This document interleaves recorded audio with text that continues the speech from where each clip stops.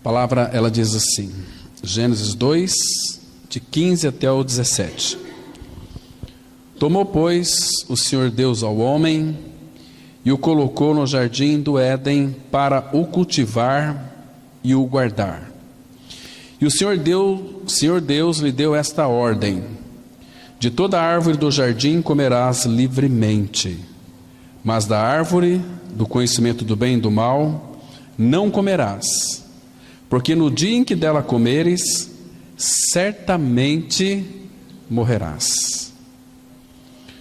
Capítulo 3, verso 6, diz assim: vendo a mulher que a árvore era boa para se comer, agradável aos olhos, e a árvore desejável para dar entendimento, tomou-lhe do fruto e comeu, e deu também ao marido, e ele comeu.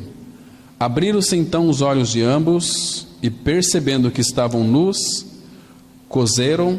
costuraram folhas de figueira e fizeram cintas para si. Você tem uma palavra de oração, irmãos. Pai Santo, estamos com a Tua palavra aberta, é o Teu falar. Pai, aquieta o nosso coração, Pai, nessa noite. Revela-nos, ó Pai, aquilo que Tu tens para comunicar a cada um de nós. Tira dos nossos olhos as escamas, as vendas. Pai, queremos ouvir a Tua voz.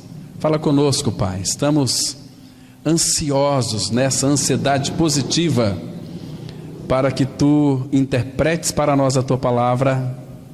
Nos dá sabedoria para compreender as Escrituras.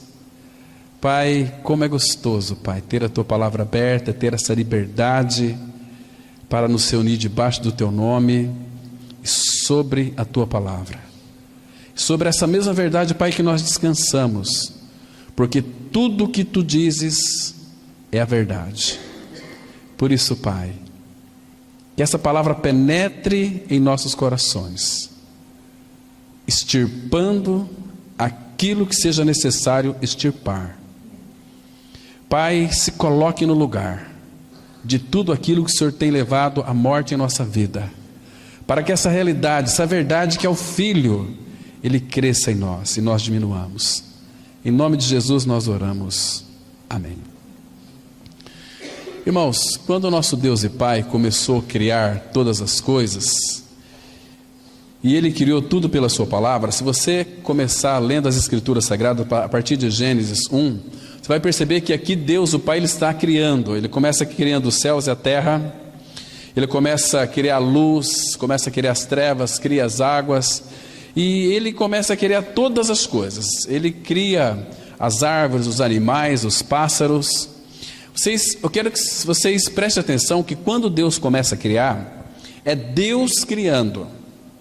Depois que Ele termina toda a sua criação, então aqui estabelece um princípio no capítulo 2 de Gênesis, a partir do versículo 4.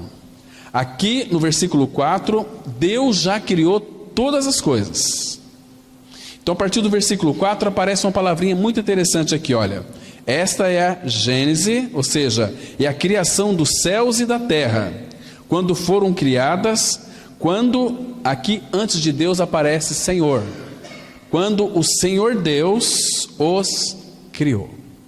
Então, vocês observam no capítulo 1 e 2, que Deus, quando começa a criar todas as coisas, aparece o nome dele, Elohim, Deus Criador. Não é o Jeová, Jesus, Yahvé. Aqui é o Elohim, é o Deus Pai criando todas as coisas. Mas se você prestar atenção, lá em João 1, versículo 13 e 4, vai dizer que em Cristo foram criadas todas as coisas, que Jesus criou todas as coisas. Então parece que é uma confusão aqui? Não. Deus, Ele criou todas as coisas, mas Ele criou todas as coisas pela Sua palavra, pelo verbo. Deus, Ele fala e as coisas existem. Deus, Ele cria a partir do nada. Deus trouxe todas as coisas à existência pela palavra do seu poder. Então, depois que ele criou todas as coisas, é como que se você pintasse um quadro. Quando você pinta, aqueles artistas plásticos, ele pinta um quadro, depois embaixo ele assina este quadro, tá o nome da pessoa, você sabe que quem pintou aquele quadro é aquela pessoa. Mas aqui, quando Deus criou todas as coisas, ele fez todos os quadros, pintou, criou todas as coisas, então aqui ele colocou o nome, Senhor Deus. Por que a palavra Senhor? Porque a partir daqui, Senhor significa aquele que é o dono de todas as coisas. Ele criou todas as coisas, ele criou o homem. O homem, a palavra, ela é bem mais assim, vamos dizer, nós sabemos que fomos criados pelo Pai e recriados em Cristo, mas Deus criou o homem. A ideia que da criação do homem, ela é muito mais profunda do que nós imaginamos.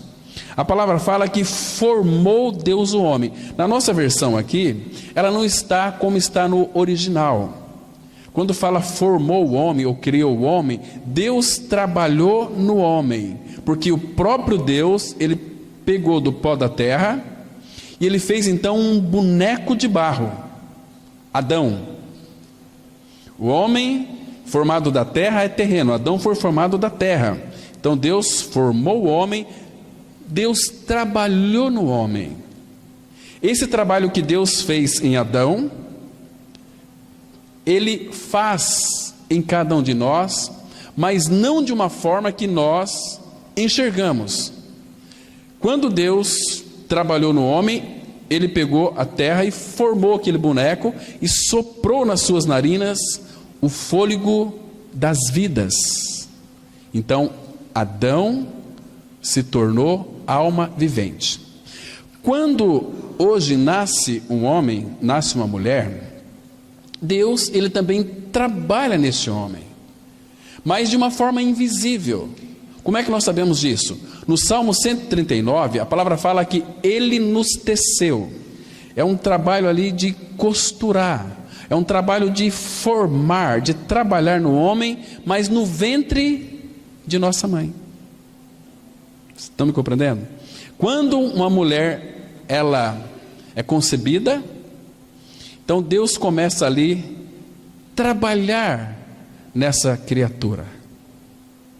Ele começa a moldar, desenhar o homem no ventre de sua mãe. E nós ninguém vê. E claro que Deus, ele é tão sábio, irmãos. Tem mais de 7 bilhões de pessoas no mundo e não tem pessoas iguais. Vozes iguais. Hoje tem muitas vozes porque as pessoas imitam um ao outro, né? Mas a voz de uma pessoa, ela é incomparável à outra. Dificilmente você vai encontrar uma voz de taquara rachada igual a minha em outra pessoa. Não tem, a não ser que alguém imite. Mas as nossas vozes são diferentes. Imagina que sabedoria é essa, irmãos? Que a tua voz é própria, é peculiar de ti. Que você é uma pessoa que foi criada, trabalhada pelo Senhor. Então, interessante que depois que Deus coroou toda a sua criação, Ele olhou para a sua criação, sabe o que Ele disse? Olha aqui no capítulo 1, versículo 31, diz assim a palavra de Deus. Olha que interessante aqui, irmãos. Viu Deus tudo quanto fizera, e eis que não era bom, era muito bom. Então tudo que Deus criou é muito bom. Agora temos que colocar aqui ou fazer uma pergunta. Irmãos, por que debaixo do céu não há quem faça o bem, não há quem busque a Deus, todos se extraviaram e a uma se fizeram inúteis? Talvez se perguntar para você, da pessoa mais inteligente neste mundo, que não seja cristão, o cristão com a Bíblia na mão pode responder: é uma pessoa completamente inútil.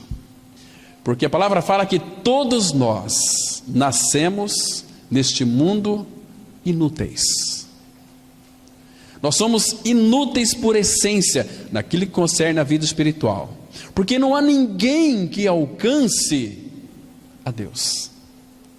Por isso que Cristo, Ele se fez carne na pessoa de Jesus e veio para nos buscar. Hoje eu iria falar sobre o cruzar dos rios, um assunto para maturidade espiritual. Nós vamos deixar para uma outra oportunidade. Começou aqui o louvor, comecei a ter uma inquietação, e Deus trazendo para esse lugar aqui de Gênesis capítulo 2. Irmãos, mas por que isso aconteceu, irmãos? Por que o homem se degenerou? A palavra fala em Jeremias, deixa marcado aqui, dá um pulinho bem rapidinho lá comigo, em Jeremias capítulo 2, vamos ler aqui o versículo 21 apenas, que Deus fez tudo perfeito, mas aqui no versículo 21, nós sabemos que Ele também é o agricultor. Falamos hoje pela manhã sobre o assunto do poder da oração, e Deus está dizendo aqui em Jeremias 2, versículo 21, eu mesmo te plantei como vide excelente, da semente mais pura. Então veja aqui como que fomos plantados em Adão. Quando Deus trabalhou em Adão, Ele fez um homem perfeito, um homem que não tinha pecado, o homem que tinha volição. Deus fez o homem com vontade própria. Adão foi o único ser humano debaixo dessa terra que tinha livre arbítrio. Adão podia escolher o que ele queria, o que ele desejasse, mas era da vontade do Pai, e essa vontade não foi revelada para Adão, que Adão fosse e comesse da árvore da vida. Algumas pessoas talvez interpretam as Escrituras de uma forma muito errônea, por falta de um entendimento espiritual. Deus havia colocado no jardim do Éden toda espécie de árvore, mas tinha duas árvores muito especiais: a árvore da vida e a árvore do conhecimento do bem e do mal. E Deus disse para Adão: olha, Adão, você pode comer de todas as árvores, mas desta aqui, da árvore do conhecimento do bem e do mal, no dia que você comer dessa árvore, você certamente irá morrer. Você vai se separar de mim. A palavra morrer ali é separação. O que é morte? Morte é separação. Morte é quando a alma está separada do corpo. O corpo talvez está aqui, mas a alma não está mais aqui. Se este homem nasceu de novo, claro que seu espírito vai voltar para Deus que o deu, pela regeneração. A alma prestará contas a Deus e o corpo vai virar pó. Claro, se for um homem ou mulher que nasceu de novo, ele irá ganhar um corpo glorificado, semelhante ao corpo da glória de Cristo. Mas quando Deus nos plantou em Adão, nos fez tão perfeitos, dizendo o seguinte: eu mesmo te plantei como vide excelente, da semente mais pura. Como, pois, te tornaste para mim uma planta degenerada, como de vide brava? Quando o pecado entrou no mundo, nós vimos lá que Adão, quando ele comeu daquele fruto da árvore do conhecimento do bem e do mal, ele transferiu todo o domínio que Deus o havia dado para Satanás. Então, queridos, a partir daí começou o esquema da religião. O homem começou a querer fazer coisas. Hoje em dia nós temos que tomar muito cuidado, irmãos, Porque muitas pessoas pensam que por frequentar uma comunidade, às vezes por ser batizado nas águas, pensam que são novas criaturas, são filhos de Deus. Não são. Enquanto este homem, esta mulher não tiver seus olhos abertos para crer que Jesus Cristo veio fazer uma obra completa na cruz, de libertação do pecado, de lhe dar uma nova vida, uma nova natureza, a natureza de Deus no seu interior, regenerando o seu espírito, da nossa crucificação junto com Cristo, da nossa ressurreição junto com Ele, a pessoa não é nascida de novo. Aí ela vai querer lavar com sabão, vai querer usar uma série de mecanismos. Aqui no versículo 22 do capítulo 2 de Jeremias vai dizer exatamente isso. Diz assim a palavra, olha só: pelo que ainda que te laves com salitre e amontoes potassa, continua a mácula da tua iniquidade perante mim, diz o Senhor Deus. Palavra aqui, Senhor Deus, novamente. Estão percebendo aqui? Irmãos, Jeremias 17:1, a palavra de Deus fala que o pecado, ele marcou o nosso coração como aquele ponteiro de ferro. Não tem como tirar. Não há sabão, soda cáustica neste mundo que consegue remover pecado do homem. Nem mesmo aqueles animais que eram oferecidos a Deus para que então a ira de Deus fosse aplacada e Deus então não destruísse o povo de Israel. Hebreus vai interpretar para nós, dizendo que aqueles sacrifícios, aquele sangue das ovelhas aspergidas, eram só figuras do cordeiro que haveria de vir, mas eles não poderiam remover pecados, porque mesmo os animais que eram oferecidos, eles estavam sob o efeito da queda. Por isso que a morte de Cristo na cruz veio com uma finalidade de restaurar todas as coisas, não apenas nos restaurar, mas todas as coisas. A própria natureza, ela aguarda ansiosamente a manifestação da glória dos filhos de Deus, porque a natureza sofre. Ontem eu vi um animalzinho morrendo, demorou muito para morrer.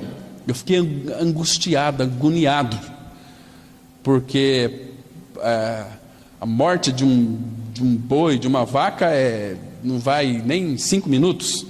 E eu marquei, deu 25 minutos e o bicho não morria, né? Aquela sôfrego, Deus deixou os animais para essa finalidade, para a gente se alimentar deles. Não é assim?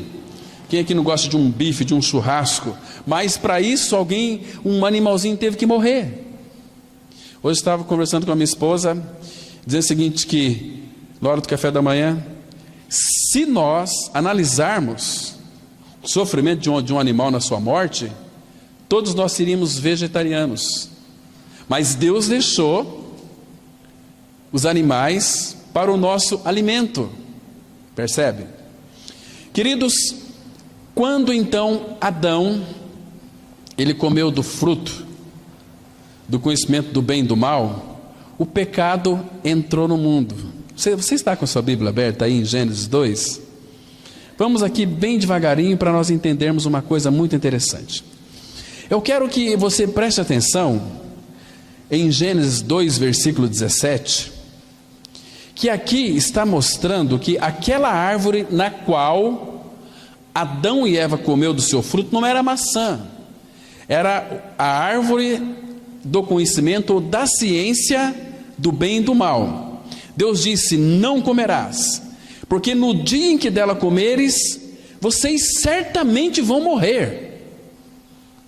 Claro que aqui não está falando da morte física de Adão, mas da morte espiritual. O que é uma morte espiritual? É quando nós morremos para Deus. Ocorreu com Adão quando ele comeu deste fruto.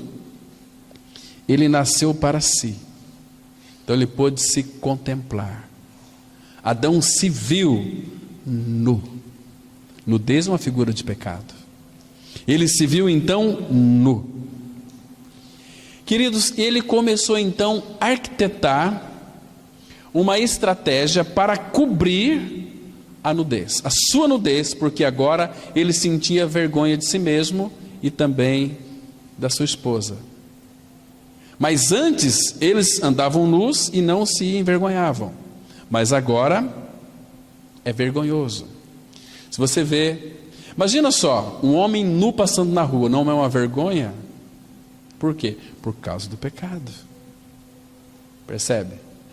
E hoje parece que Satanás tem desafiado as Escrituras Sagradas e usado seus instrumentos para trazer vergonha para o mundo, usando o seu corpo. O corpo ele é usado para mostrar a sensualidade, o corpo é usado para trazer morte. Quantos assassinatos nesse momento estamos falando aqui? Quantas vidas têm sido ceifadas agora, sido assassinadas agora, descendo para a sepultura, e o que é pior, sem a vida de Cristo. Irmãos, eu e você também, nós vamos ser chamados. Um dia vai chegar o teu dia, o dia da tua morte. Você já parou para pensar, irmãos, que sem a vida de Cristo, todo homem, toda mulher já está espiritualmente morto. E a palavra fala, meus queridos irmãos, que quando uma pessoa ela desce para a sepultura sem a vida de Cristo, Hebreus 9:27 diz o seguinte: está ordenado aos homens morrerem uma só vez, uma única vez, e depois, o que virá? Vindo depois disto, o juízo. Irmãos, as pessoas elas não serão condenadas por Deus, porque Jesus disse que Ele veio não para condenar as almas dos homens, veio para salvá-las. Porém, são os homens que não querem a salvação de Deus, não querem o amor de Deus. Então naquele grande dia, ele só vai ouvir a sentença do seu julgamento. E qual que é o julgamento que é? Abra sua Bíblia, meus queridos irmãos, em João, capítulo 3, verso 18. A palavra de Deus, irmãos, ela é muito clara aqui em mostrar para todos nós que o julgamento é este. 3, 18 e o 19 também. Vamos ler o 17, que vai falar que ele não veio para julgar. Diz assim, João, aqui é o contexto, quando Jesus trata com aquele religioso, mestre em Israel, Nicodemos, sobre o novo nascimento. Diz assim, o versículo 17. Porquanto Deus enviou o seu Filho ao mundo, não para que julgasse o mundo, mas para que o mundo fosse salvo por ele. Quem nele crê, não é julgado. O que não crê, diz a Bíblia aí, irmãos, já está julgado, porquanto não crê no nome do unigênito Filho de Deus. O julgamento é este, que a luz veio ao mundo, e os homens amaram mais as trevas do que a luz, porque as suas obras eram más. Irmãos, aquele fruto do bem e do mal que o homem comeu daquele fruto, ele ingeriu dentro de si, foi plantado nele uma vinha degenerada, foi plantado nele uma árvore que tem raízes e raízes más. Aquilo que o homem ingeriu, aquela árvore vai produzir os seus frutos. E nós sabemos quais são esses frutos. Falávamos domingo passado sobre a tua carne pode lhe destruir, porque as obras da carne, elas são conhecidas. Aquela árvore do bem e do mal vai produzir as obras da carne no homem, que são prostituição, impureza, lascívia, bebedice, uma série de coisas. Isso está no homem. Então o apóstolo Paulo, ele vai mostrar para nós que ele, quando vivia na carne, Porque se nós, irmãos, não pegar o contexto de Romanos capítulo 7, nós não vamos compreender Romanos 7. Vocês querem ver como é que aquela árvore opera na vida de um homem irregenerado, não regenerado, irregenerado? Vamos lá para Romanos 7, bem rapidamente. Vamos verificar aqui alguns versículos que são interessantíssimos, irmãos, para as nossas considerações. Então, Paulo, ele vai mostrar aqui algo interessante. No versículo 6 do capítulo 7, ele diz assim, olha,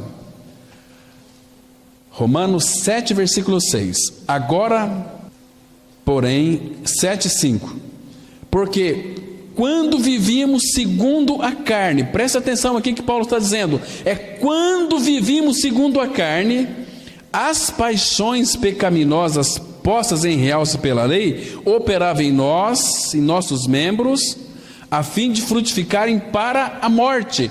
Ou seja, a carne, ela irá frutificar, mas só para a morte.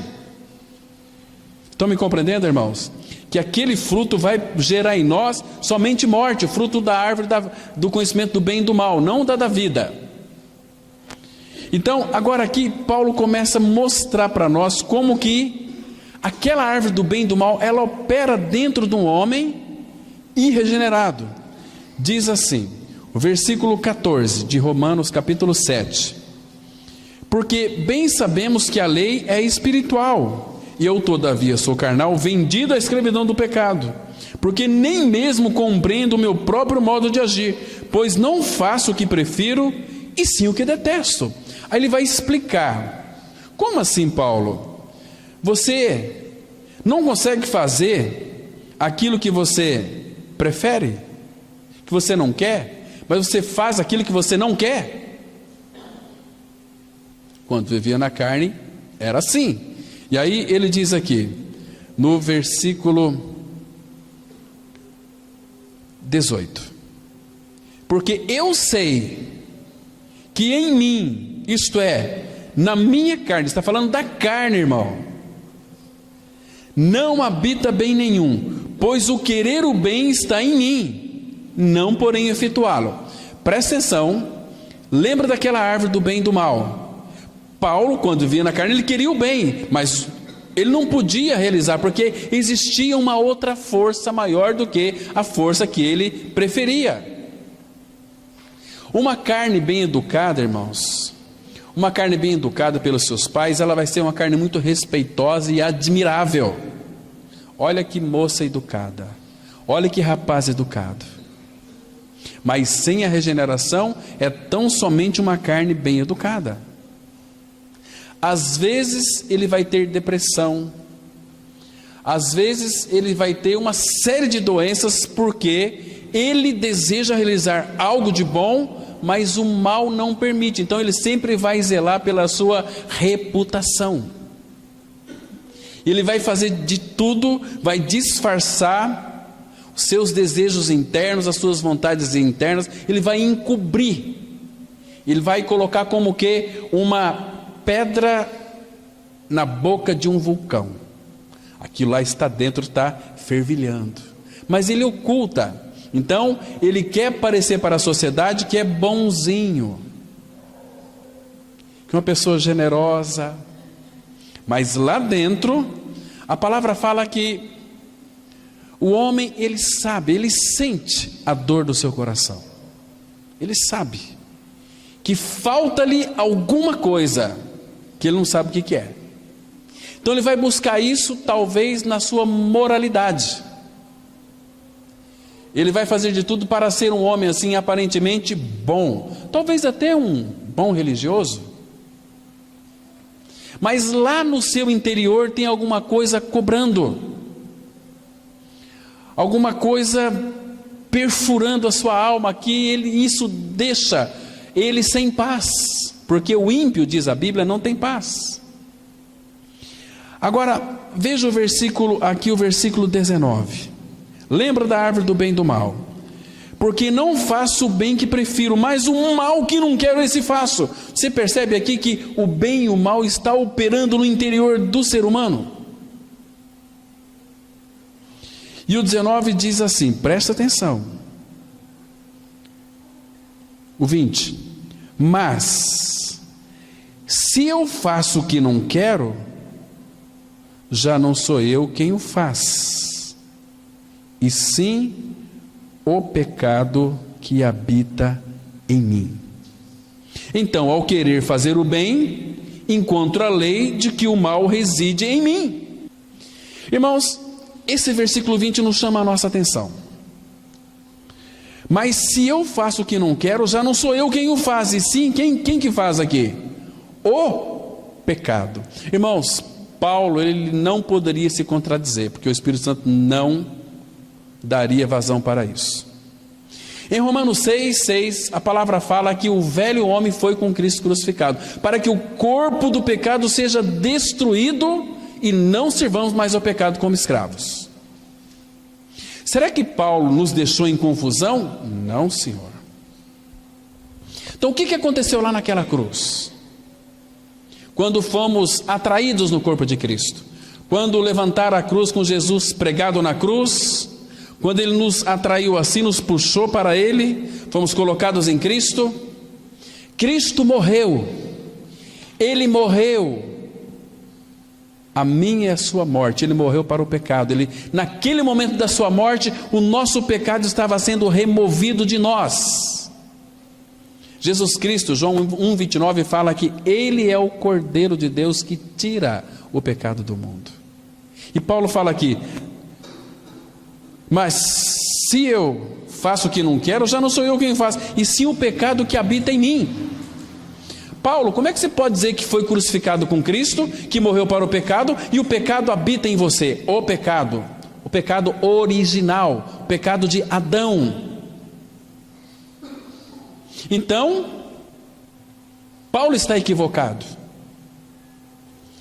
Como então, Paulo, que você pode dizer que o pecado não reina na vida de um filho de Deus? Aqui pertinho, abra aqui por favor, em Romanos 6, versículo 14. Romanos 6, 14. A palavra, ela diz assim: porque o pecado não terá domínio sobre vós. Por que ele não terá domínio sobre vós? Aqui fala que nós não estamos debaixo da lei, sim da graça. O pecado não pode mais dominar uma pessoa que morreu para ele. Nós morremos na cruz com Cristo para quê? Para que o corpo do pecado fosse aniquilado, fosse destruído. Não é só aqui que fala. Hebreus, deixa marcado aqui, a gente já vai voltar aqui. Abra em Hebreus capítulo 9.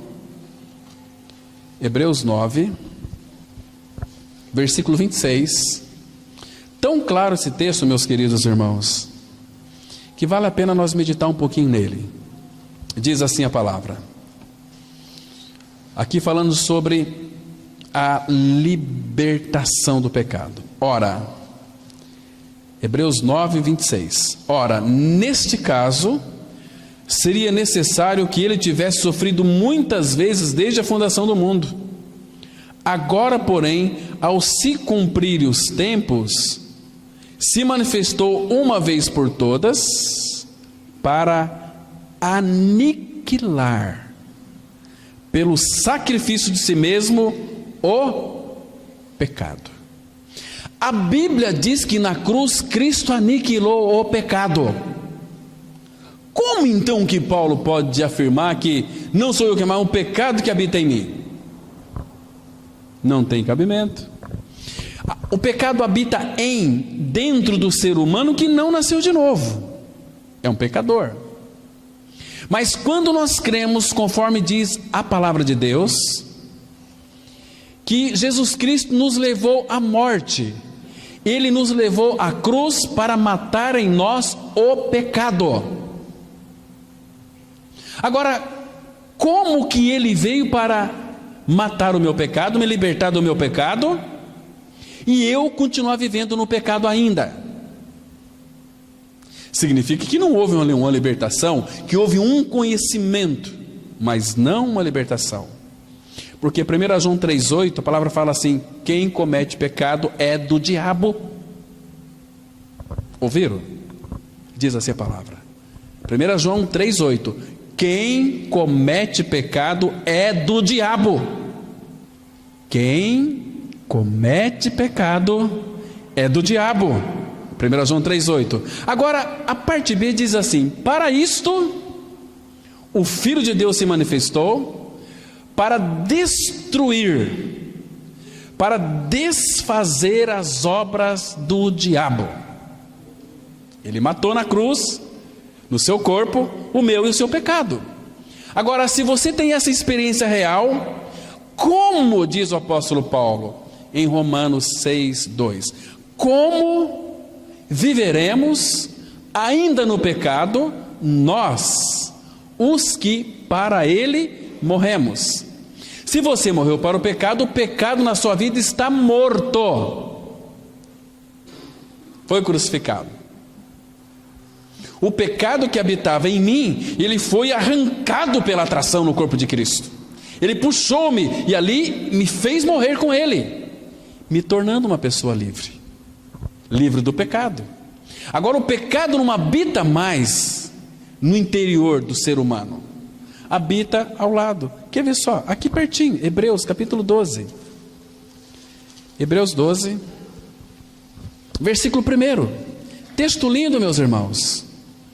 Diz assim a palavra, olha só: portanto, Hebreus 12:1, portanto também nós, visto que temos a rodear-nos tão grande nuvem de testemunhas, desembaraçando-nos de todo o peso e do pecado que tão de perto nos rodeia, corramos com perseverança a carreira que nos está proposta. Presta atenção.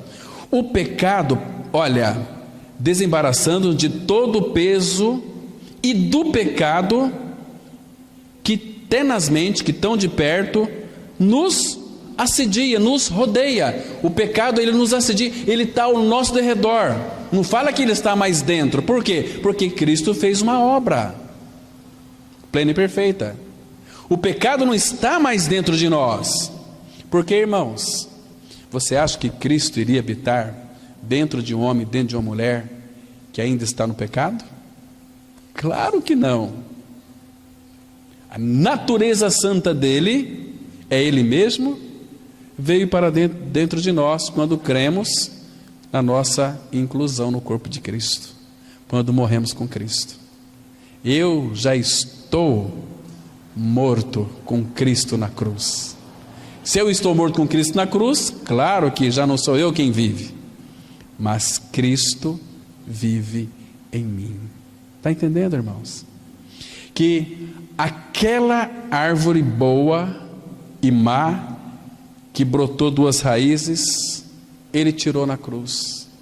Ele tirou a nossa maldade, mas tirou também a nossa bondade, para que então aquele que é bom, o Pai, viesse para dentro de nós. Então, hoje nós somos bons por causa de que o que é bom habita em nós. Nós somos humildes porque aquele que é manso e humilde de coração habita em nós. É a mansidão dele, é a humildade dele. Estão me entendendo? Nós somos arrogantes, irmãos, desde o nascimento. É que a gente não admite isto. Mas se você for sincero, você sabe que você não é humilde. Nós não somos humildes. Nós não temos amor. Nosso amor é muito próprio. Eu amo aquilo que é meu. Agora, o amor de Deus foi colocado em nosso, foi derramado em nosso coração pelo Espírito que nos foi dado. Quando o Espírito foi derramado em nós, nos selou, veio tudo aquilo que é do Pai para nós, porque Jesus, ele ganhou, conquistou tudo para nós e derramou para nós. Então começa com amor, com alegria, com paz. Nós, irmãos, nós não somos alegres coisa nenhuma. A nossa alegria é uma pessoa. Jó vai dizer que a alegria do perverso, ela é breve.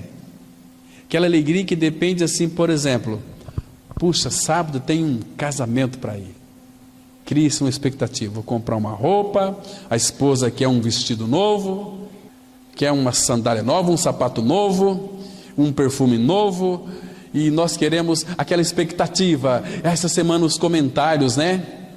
Alguém já disse que o melhor da festa é você esperar por ela. Quando acabou a festa, você volta para casa frustrado. Ai, foi tão bom. Demora 2, 3 dias, cadê a alegria? Acabou. Agora, quem tem alegria é porque tem Cristo. Cristo, Ele é a nossa alegria. A nossa alegria é uma alegria constante. Quando você levanta de manhã, quando você, aliás, vou aqui mais para trás. Quando você abre teus olhos, acorda, abre teus olhos, respira bem fundo, querido. Se você não sentir cheiro de flor, você tem um dia que o Senhor fez para você se alegrar nele. Este é o dia que o Senhor fez. Regozijemo-nos e alegremo-nos nele. Servi ao Senhor com alegria, apresentai-vos a eles com cântico, porque Ele é a nossa alegria. Não é que nós vamos ser felizes, alegres. Nós temos uma pessoa que é a verdadeira alegria. Na presença dEle há uma alegria plena. Não tem como, irmãos. Regozijo. Até mesmo isso aqui para quem é maduro em Cristo. Quando as pessoas começarem a falar mal de você, lhe perseguir. Já pensou? Se alguém chegasse para você e falasse assim: olha, aquele fulano de tal ali falou muito mal de você, falou que você é um sem vergonha, falou que você não vale nada, falou que você é um metida besta. Qual que é a tua reação para aquela pessoa? Será que você consegue se alegrar com isso, meu irmão, minha irmã? Se você não se alegra, significa que você não alcançou uma maturidade ainda espiritual adequada. Mas se você se alegrar, irmãos, aquele que é a nossa alegria, que habita em nós, ele disse assim: se perseguiram a mim, vão perseguir vocês também. Se odiaram a mim, vai odiar vocês também. Agora, abra sua Bíblia em Mateus capítulo 5. Veja o que Jesus Cristo disse aqui. Meu irmão, isso aqui não é assunto de religião, isso aqui é assunto de cristianismo, aqueles que são habitados pelo Senhor. Aqui, nós temos aqui as bem-aventuranças, mas chega aqui, irmãos, no versículo 10, Jesus começa a falar umas coisas, parece que é estranhas.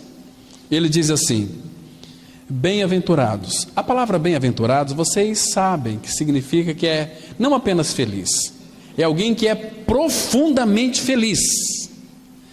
Bem-aventurados, porque tem o bem, a bênção dele, que é ele mesmo, e aventurado, bem-aventurado os perseguidos por causa da justiça, porque deles é o reino de Deus. Agora, olha o versículo 11. Bem-aventurados sois quando, por minha causa, vos injuriarem e vos perseguirem e mentindo disserem todo mal contra vós. O quê? Isso aqui é loucura. Jesus está dizendo aqui que eu vou ser profundamente feliz quando as pessoas me perseguirem, quando as pessoas me injuriarem, mentir, disser todo mal contra mim, todo mal contra eu, todo mal contra você, por causa dele. Olha só o conselho de Jesus no versículo 12: regozijai-vos e exultai, porque é grande o vosso galardão, ou em outras palavras, é grande a vossa recompensa nos céus, pois assim perseguiram os profetas que viveram antes de vós. Eles são bem-aventurados. Hoje, quando alguém olha para você meio torto, você já começa a falar mal dessa pessoa até a 3ª, 8ª geração. Misericórdia. Irmãos, a gente não sabe o privilégio que é ser maltratado, mas tem que ser por causa dele, porque tem muitas pessoas que procuram a perseguição. Tem algumas pessoas que elas são terríveis, aí depois elas se escondem atrás da Bíblia e falam assim: olha, eu estou sendo perseguido. Não é assim? Meu Deus do céu, conheço muita gente assim, irmãos. Mas quando é por causa dele, e uma vida reta neste mundo, uma vida amorosa, uma vida que expressa alegria, as pessoas vão te perseguir. Esse cara tem uma coisa que, sei lá, é estranho, mas ele não fala na sua frente, vai falar pelas costas. Às vezes pode ser até irmão, que quer ter comunhão conosco, comunhão com a igreja, na realidade é com unhão nas costas, suas costas. Tem que tomar cuidado, né? Porque no meio do povo de Deus sempre vai também haver falsos irmãos, falsas irmãs, entende? Queridos, fico pensando aqui, existem muitos daqueles que confessam o Evangelho da Graça, confessam Jesus Cristo, mas às vezes está de cara amarrado um com o outro. Fico pensando aqui, será que vão entrar na glória?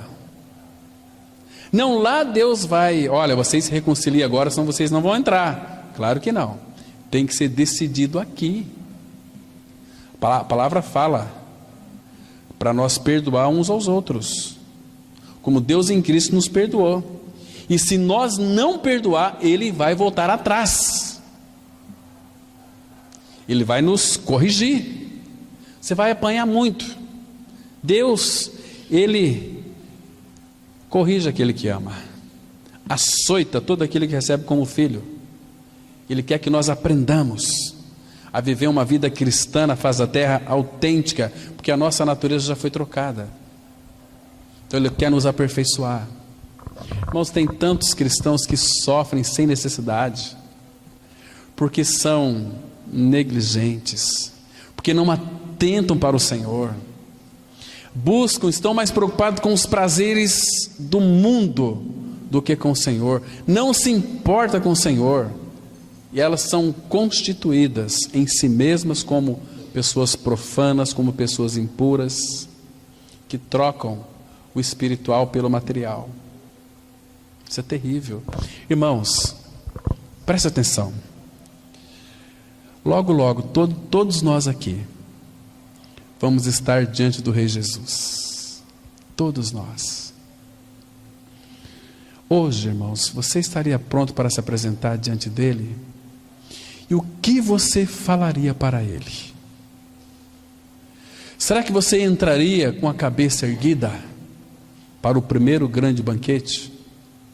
Ou você iria de cabeça baixa? Puxa vida.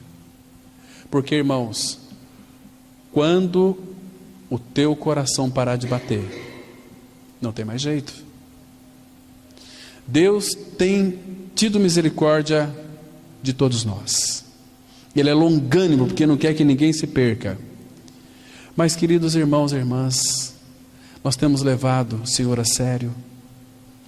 Nós temos vivido uma vida cristã autêntica diante dele em primeiro lugar. Nós invertemos, muitas vezes queremos viver uma vida cristã genuína diante dos irmãos e não diante do Pai. É aquele que sonda os corações. Tem muitas pessoas que estão mais preocupadas com a opinião dos outros do que com a opinião do Pai. Mas Ele fez uma obra. Irmãos, nós precisamos de nos envolver mais com o Senhor. Quando nós nos envolvemos mais com o Senhor, vamos conhecer mais uns aos outros, vamos amar mais uns aos outros. Isso que Ele quer para cada um de nós. Como nós vamos amar uns aos outros, se hoje nós estamos aqui reunidos, amanhã nós não estamos, no domingo nós não estamos, hoje de manhã estava cheio de gente aqui. Cadê os irmãos que veio de manhã, que encheu aqui, que faltou até boletim? Não poderia estar todos aqui reunidos? Sei que grande parte que veio de manhã estão aqui à noite, mas a maioria não se importam, porque tem outras coisas mais interessantes do que o Senhor, de que ouvir a sua palavra. Entende, irmãos? E como que, se nós não convivermos juntos, Como que vamos amar uns aos outros? Deixa eu citar mais 2 versículos. Abra em 1 João, capítulo 3. 1 João 3, verso 11. A Bíblia diz assim: porque a mensagem que ouvistes desde o princípio é esta, que nos amemos uns aos outros. Irmãos, não é este amar de boca. Amar, Pedro fala, tende amor intenso uns para com os outros, porque o amor cobre multidão de erros, de pecados. Como é que você sabe, irmãos, que você passou da morte para a vida? Como? Olha o versículo 14. Nós sabemos que já passamos da morte para a vida. Por que você passou da morte para a vida? Porque amamos os irmãos. Aquele que não ama permanece na morte. Queridos, nós viemos para a reunião para ouvir a palavra de Deus, isso é maravilhoso. Nós viemos para a reunião da igreja para cantar e adorar o Senhor, isso é maravilhoso. Mas a questão é: amamos uns aos outros? Você ama aqui, irmão, os irmãos? Será que o irmão Rodrigo ama o irmão Vini? Ama, Rodrigo? Quem que é o Vini? Será que o irmão Luiz Paulo ama o irmão Agnaldo? Será que a irmã Vilma ama a irmã Teresa? Queridos, nós somos uma comunidade pequena. Nós não estamos aqui reunidos em 1000 pessoas. Aí poderia, né? Eu amo aqui os que são mais, que eu tenho mais afinidade. E por que, irmãos, que nós somos tão desobedientes? Porque não nos falta nada. O amor de Deus é derramado em nosso coração para quê? Agora eu tenho o amor de Deus, mas é para isso aqui. Olha, nós sabemos que passamos da morte para a vida porque amamos os irmãos. Aquele que não ama permanece na morte. Irmãos, isso é muito sério, é a palavra de Deus. Olha aqui, 1 João capítulo 4, versículo 17, diz assim: nisto é em nós aperfeiçoado o amor, para que no dia do juízo mantenhamos confiança, pois segundo Ele é, também nós somos neste mundo. Amados, 1 João 4,7. Amados, amemo-nos. Aqui é o imperativo. Amemo-nos. Por que ele pede para amar? Porque Ele já derramou do seu amor em nós. Amados, amemo-nos uns aos outros, porque o amor procede de Deus, e todo aquele que ama é nascido de Deus e conhece a Deus. Aquele que não ama não conhece a Deus, pois Deus é amor. Nisto se manifestou o amor de Deus em nós, em haver Deus enviado o seu Filho unigênito ao mundo para vivermos por meio dele. Queridos, aquele versículo de João 3,16 fala assim: Deus amou o mundo de tal maneira que deu o seu Filho único, para que todo que nele crê não pereça, mas tenha vida eterna. Deus amou e deu o seu Filho. Agora, olha aqui em 1 João 3,16. Nisto conhecemos o amor, que Cristo deu a sua vida por nós, e devemos dar nossa vida pelos irmãos. Está vendo, irmãos? Irmãos, nós devíamos preocupar mais com isso, irmãos. Se nós queremos viver uma vida de igreja, a igreja do Senhor, se envolva mais com teus irmãos. Se envolva mais. Cada um de nós aqui é carente. Carente. Precisamos de um abraço, precisamos de um beijo, precisamos, às vezes, de um apoio de um irmão, de um abraço de um irmão. É tão bom quando você escuta uma palavra assim, olha, do seu irmão: irmão, eu verdadeiramente eu te amo. Quando é verdadeiro, isso impacta a nossa vida. Hoje em dia, eu amo meu irmão em Cristo, eu te amo, da boca para fora. Jesus disse assim: olha, nisto todos conhecerão que sois meus discípulos, se tiverdes amor uns pelos outros. Então, irmãos, vamos ter uma palavra de oração. Pai, no nome de Jesus, graças te damos, Pai, porque Tu és um Pai maravilhoso, um Pai de amor, um Pai que nos amou, que nos deu o Teu Filho, que morreu numa cruz, e nos fez morrer com Ele no Seu corpo na cruz, e nos ressuscitou juntamente com o Teu Filho, nos fez assentar nos lugares celestiais em Cristo. Pai, abençoa-nos, ó Pai, essa semana que começou hoje. Pai, vai na frente, abençoa o nosso trabalho, Pai, para que nós sirvamos o Senhor ali, e que haja prosperidade, Pai, prosperidade espiritual, que haja expressão e manifestação da vida de Cristo. Pai Santo, renova as nossas forças físicas, renova a nossa mente para que experimentamos qual seja a boa, perfeita e agradável vontade do Senhor. Obrigado pelo lar que o Senhor nos deu. Obrigado, Pai, pelo suprimento todos os dias que o Senhor tem colocado na nossa mesa. Obrigado pelas roupas que o Senhor nos dá. Obrigado pelo lar, pela cama. Obrigado, Pai, porque nós temos tido boa saúde. O Senhor tem olhado para o seu povo. O Senhor tem abençoado o seu povo com boa saúde. E guarda-nos essa semana, Pai, dos perigos de trânsito, de bala perdida. Guarda-nos, ó Pai, da mortandade que assola o meio-dia. Guarda-nos em Teu nome, Pai, e nos leve guardado para os nossos lares. E certamente teremos uma noite muito boa de descanso, porque só Tu nos fazes repousar com segurança.